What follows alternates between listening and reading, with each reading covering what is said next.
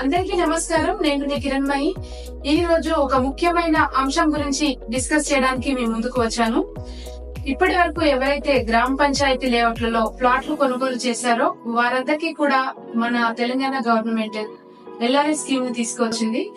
కాబట్టి ప్రతి ఒక్కరు గ్రామ పంచాయతీలో ప్లాట్ కొనుక్కున్న ప్రతి ఒక్కరు కూడా LRS అప్లికేషన్స్ పెట్టుకోవాల్సిందిగా కోరుతున్నాను.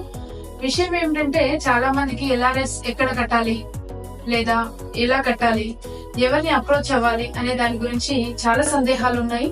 దానికి సంబంధించి మీకు ఏమైనా క్లారిటీ కావాలనుకుంటే మీకు తెలిసిన సబ్ రిజిస్ట్రేషన్ ఆఫీస్ లో డాక్యుమెంట్ రైటర్ ని కలిసిన వాళ్ళు క్లియర్ చేస్తారు.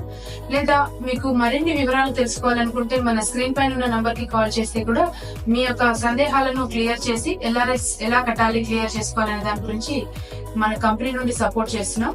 ఇంకొక విషయం ఏమిటంటే అందరూ అప్లై చేసుకున్నప్పటికీ కూడా కొంతమందికి ట్రాన్సాక్షన్ అనేది ఫెయిల్ అవుతుంది, కొంతమందికి ట్రాన్సాక్షన్ సక్సెస్ అవుతుంది.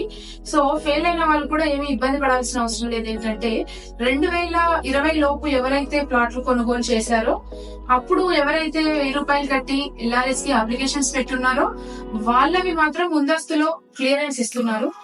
తర్వాత చేసుకున్న వాటికి క్లియరెన్స్ అనేది అవుతే ఇప్పుడు అవ్వచ్చు, లేదా నెక్స్ట్ టర్మ్ మళ్ళీ స్కీమ్ పడ్డప్పుడు అయ్యే అవకాశం ఉంటుంది. అప్లికేషన్స్ పెట్టడం మాత్రం ప్రతి ఒక్కరూ మీరు పెట్టవలసిందిగా కోరుతున్నాను.